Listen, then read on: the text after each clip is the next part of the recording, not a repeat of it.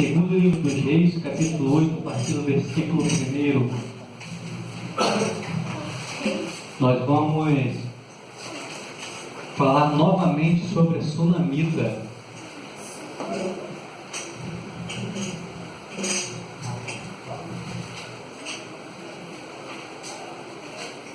Está pedindo aos jovens que podem se colocar de pé em reverência à palavra do Senhor.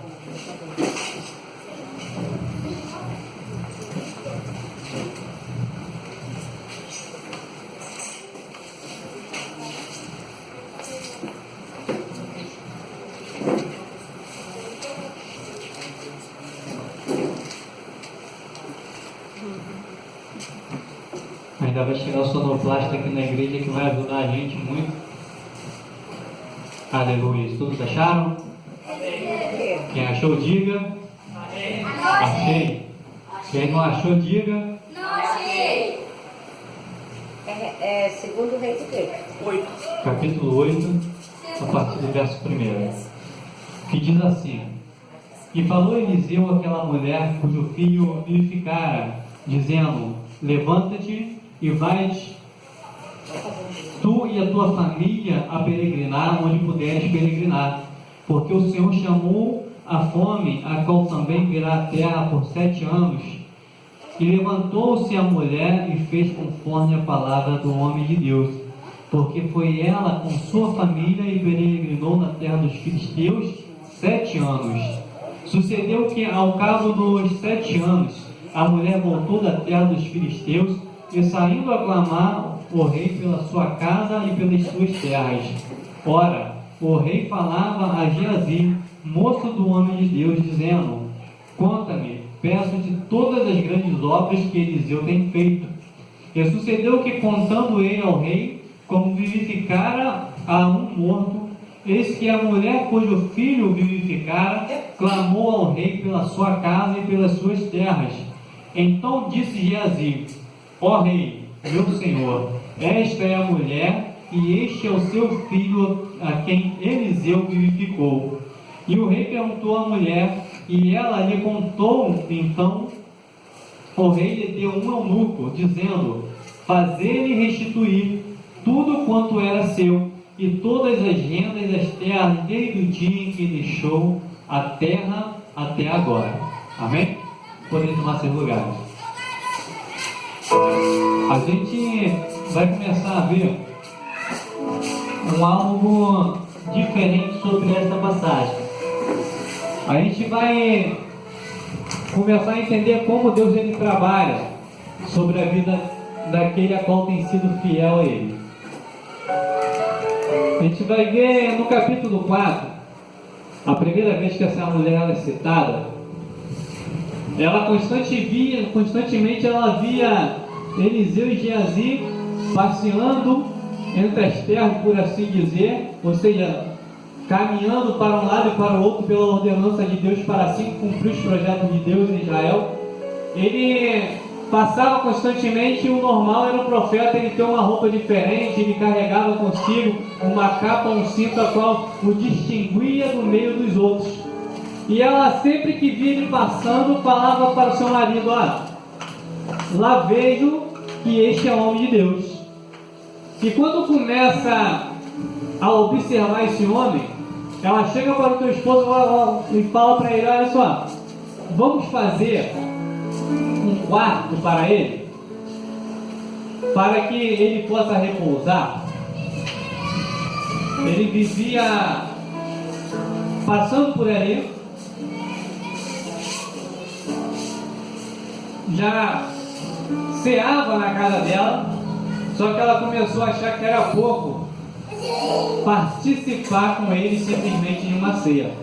Ela queria dar mais para aquele homem a qual fazia a obra de Deus. Então, em concordância o seu esposo com ela, eles fazem um quarto para que Eliseu e Geazi viessem a repousar, a descansar quando estivesse indo para um lado e para o outro. Tudo correndo bem até ali. Até que eles percebem que essa mulher não tinha filhos E normalmente quem nota isso é as pessoas menos desligadas. Uma pessoa espiritual, normalmente ela não está muito ligada com o material.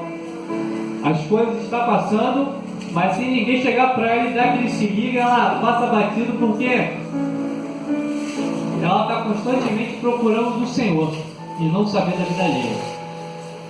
Geazi se compadece da vida daquela mulher, queria dar a ela um algo especial que ela precisasse, e vira para ela e fala: olha só, o que eu posso fazer para te abençoar? Essa tradução é minha. Eu estou vendo que você me ajuda, o teu coração é grandioso diante de Deus, eu quero te abençoar da mesma maneira que você me abençoa. Me diz o que você quer, o que você precisa. E ela fala: tua serva não precisa de nada. E ele insiste: você quer que eu fale ao rei? Ou ao comandante dos exércitos do rei? Ou seja, ele tinha contato direto com o governador do país, ele tinha contato direto com aquele a quem comandava as tropas do rei, mas ainda assim ela fala: olha só, a tua serva não precisa de nada. Olha como é interessante isso. Muitas vezes nós queremos coisas que não podemos ter e não ficamos satisfeitos com o que temos. Essa mulher, ela era bem sucedida financeiramente, ela tinha um ótimo casamento, o seu marido era excelente com ela tinha servos a quem o servia, e faltava a ela filhos. No entanto, ela se contentava com o que tinha, mesmo faltando filhos. Para qualquer outro em Israel ia falar dessa mulher amaldiçoada, porque o filho era símbolo de prosperidade. Toda mulher que não tivesse filho era tida como amaldiçoada, mas ela estava feliz com a vida que tinha. Às vezes está faltando isso para nós como cristãos, nos contentarmos com o que Deus tem nos dado. A gente sempre quer além do que Ele nos dá. Essa mulher, ela sai, e Geazi vira para o profeta Eliseu e fala: profeta, meu senhor, ela não tem filho, o seu marido já é de idade avançada. Ele chama ela de novo e fala: olha só, eis que nesse mesmo período, no ano seguinte, você terá um filho. E ela falou para ele: ó, não estou pedindo nada, é você que quer me dar. E ele já afirmou a palavra.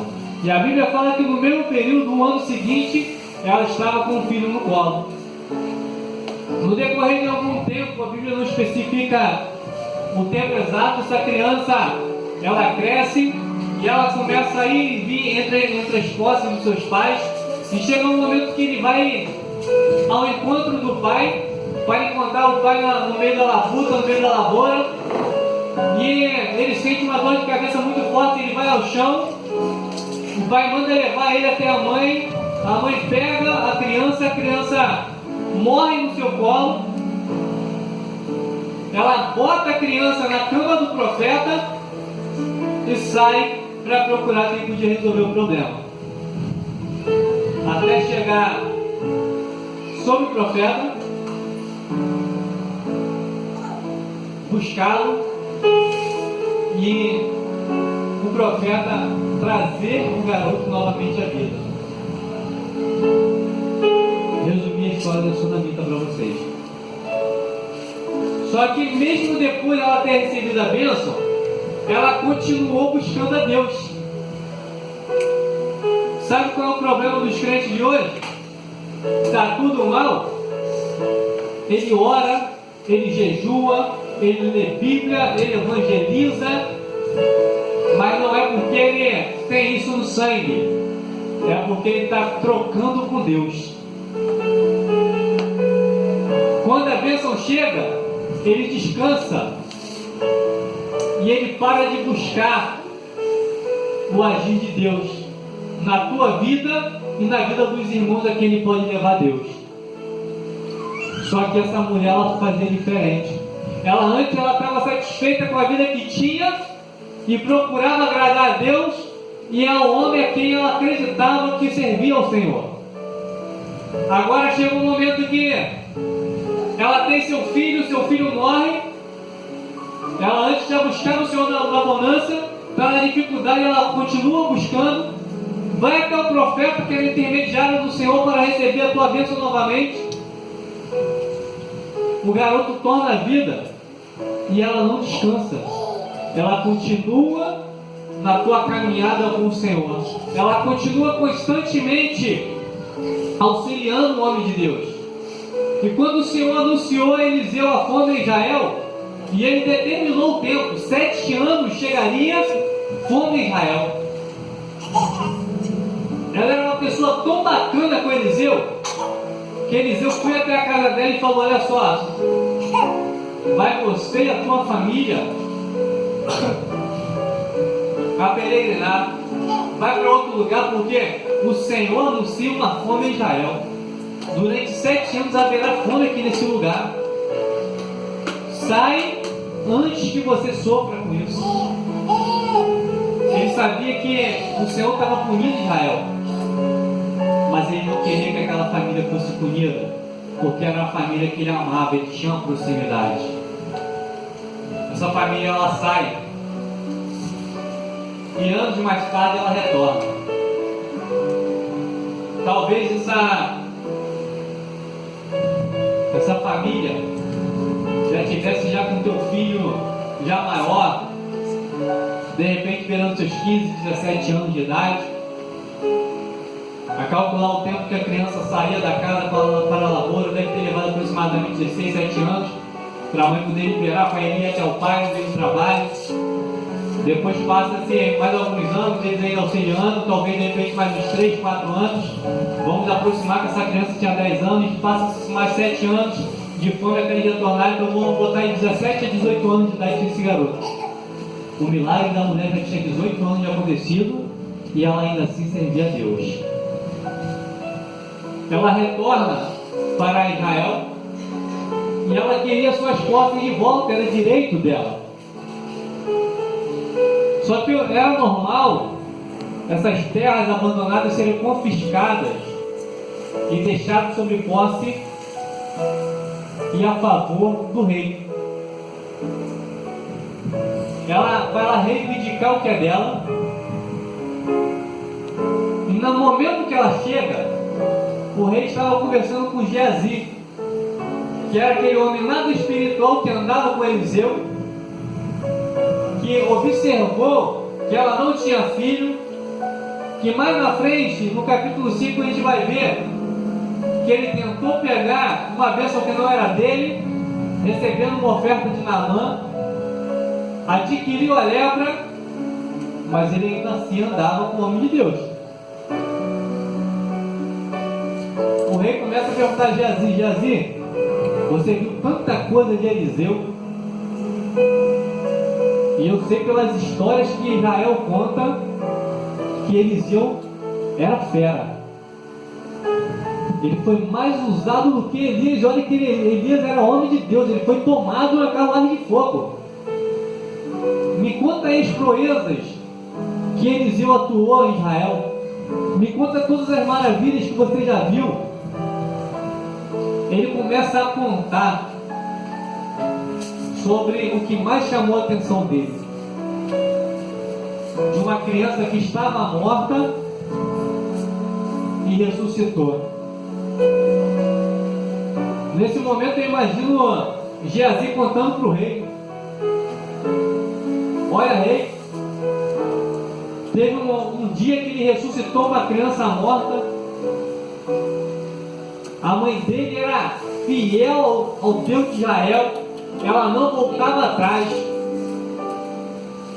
Acontecesse o que for, passasse o mal, passasse o bem, ela estava com o Senhor. Mas quando o filho morreu, a primeira coisa que ela fez foi procurar o homem de Deus. Fé igual aquela ali eu não vi Israel ainda. O filho estava morto, ela acreditava que ia dar tempo do homem de Deus chegar lá e restaurar a vida dela. Ele mandou eu ir na frente, tocar na criança com o cajado dele, mas a minha fé não era igual a de Eliseu. Eu encostei nele, falei o que ele falou, mas não deu certo. Mas quando ele chegou e fechou a porta, o milagre aconteceu. E nisso que está ele contando a história, a mulher chega buscando as posses dela de volta. Geazi olha para o lado e rei, essa aí, a mulher que eu estou falando que tem fé no Deus de Israel, que serve o Senhor na dificuldade e na abundância, é ela. E o garotinho dela, de repente, ele olhou para o lado e devia estar uma mão já. Esse aí é o garoto, o gurizinho que tinha morrido e ressuscitou. O rei chama ela, minha filha, conta para mim essa história direito. Já viu algo impressionante, a mulher contando história. Meu irmão, é detalhe de sobra. O homem, quando vai contar que saiu e encontrou alguém na rua, um exemplo, o homem foi para o mercado. Eu, pessoalmente, eu gosto de ir no mercado fazer compra. Se eu encontrar alguém para me expor, não, encontrei fulano, conhecido meu, de infância, ou de escola, eu sempre falo com isso, normalmente no mercado é o lugar de encontrar o pessoal da escola. E eu falei, como é que é? Não, o pessoal tranquilo também, estão casados, estão afastados, ou viu diferença em mim, acabou. Se ela encontrar alguém, encontrei fulano, eu falei, não sei quem é. Aquela pessoa que naquele dia, até que eu lembro, a pessoa que ela me apresentou com 2 dias de namoro, a gente está 11 anos juntos. Aquela pessoa assim, rapaz, o moreno alto, eu não lembro nem o que eu comi ontem. Piorou detalhar o que se passou há anos. Aí começa a passar detalhe por detalhe. Agora vocês, Geazi tinha um ponto de vista para contar o milagre do garoto ressuscitando. Agora vocês imaginem o ponto de vista da mulher que tem o seu filho ressuscitado. Na hora que o rei falou, rei, vem virou para ela, fala para mim um pouco dessa história. Ela deve ter feito assim. Botou uma cadeira, puxou a outra, botou do lado. Senta aí um pouquinho que eu vou te contar. Meu irmão, essa história durou foi tempo. Ela deve ter detalhado, não, mas o garoto caiu. Ele estava com uma dor de cabeça tremenda, ele caiu. Ela não estava nem na lavoura. Mas a dor de cabeça era tão grande que ele gritava, ele esperneava até chegar na ressuscitação do garoto. Acredito que eu quero ter contado umas 4 horas de história. Mas no final da história ela viu, não, mas eu estou contando isso aqui para você, que tem isso, mulher, tem isso. Ela conta uma história toda para depois falar o que quer. Normalmente mulher, esposa tem muito isso. Ela conta uma história, dá uma volta, calma o coração do cidadão, depois chega lá e fala, não, eu estou precisando disso, meu amor. Essa mulher deve ter dado aquela volta, contou aquela história. Ela fez uma alegoria sobrenatural. De repente ela até falou, não, quando o homem de Deus fechou a porta, quem estava com meu filho no quarto, eu vi o céu se abrindo, querubim voando. Mas no final da história, eu quero falar para o senhor o seguinte, eu saí daqui porque esse homem de Deus, a qual você admira, ele mandou sair daqui por causa da fome. Aí o rei deve ter falado para ela, mas teve fome mesmo. Passamos 7 anos de dificuldade aqui nesse lugar. Só que como passou o tempo, eu voltei. E eu quero pedir de volta aquilo que é meu por direito. Meu irmão, aquilo que é teu por direito, ninguém te toma. O que é teu por direito, que você lutou, que você batalhou, que você buscou em Deus, pode vir a dificuldade que for, ninguém vai te tirar do que é teu. Ninguém vai fechar as portas que Deus tem aberto para você. Pode ser coisas pequenas para o mundo, mas você sabe que aquela coisa que para todo mundo é pequeno, Deus ele abriu para coisas grandiosas na sua vida. Aleluia. De repente uma porta de emprego simples, um contratozinho na prefeitura, onde muita pessoa fala: meu irmão, eu não quero esse emprego de salário mínimo. Mas você sabe que Deus ele vai te honrar naquele lugar. Pode ser uma barraquinha de feira na Texana, a pessoa fala: tá, como é que vive, meu irmão? Ele vive melhor do que eu e você, porque é fiel a Deus. A gente só precisa ter convicção de que estamos na direção do Senhor. E se é nosso, ninguém tira, ninguém toma, ninguém rouba. Amém. E se for necessário você se afastar, vai ser restituído porque ainda é teu. Ele vira para ela e fala: olha só, tome seu lucro. Meu filho vai lá, pega tudo que era dela, devolve para ela. E a renda que teve naquelas posses, ou seja, tudo que foi colhido e vendido para poder suprir a casa do rei, restitui a ela tudo que foi usufruído, porque era dela e nós usamos. O que é teu, meu irmão, ninguém tira. Mas saiba tu também identificar o que não é teu. Às vezes nós queremos algo que não é nosso. Nós queremos buscar, como eu falei no começo, o que não nos pertence. Certa vez vieram me pedir oração para que um casamento venha a ser restaurado. E essas pessoas que vieram, veio uma senhora junto com a tua filha, o esposo não estava junto, começou a falar para mim os problemas, e eu fui ouvindo os problemas, e o engraçado é que quando tem problema, a gente sempre enxerga mais problema dos outros do que na gente. A gente escreve um caderno de problema.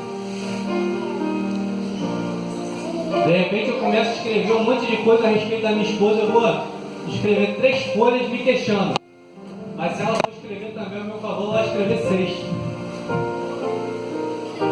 Porque sempre vamos ver mais o erro dos outros do que o nosso. E eu, rapaz, ouvi muito ela falar. Chegou uma hora que eu falei: não, peraí, a senhora tem falado tudo o que ele tem feito, mas vamos sentar de novo e a senhora vai ouvir eu falar um pouquinho para a senhora. Ah, mas a senhora ora pelo nosso casamento? Eu falei: eu vou orar, mas eu primeiro quero que a senhora me ouça. E eu sentei junto com ela, com a filha dela, com a enteada desse homem, e foi pivô dessa separação. E eu sentei: olha só, vocês para receberem a bênção de Deus, vocês têm que fazer assim, assim, assim, assim. E eu comecei a dar uma planta semanal para poder resolver aquele problema. Aí ela falou: não sei se vai dar, porque ele não aceita que eu fale. A garota falou.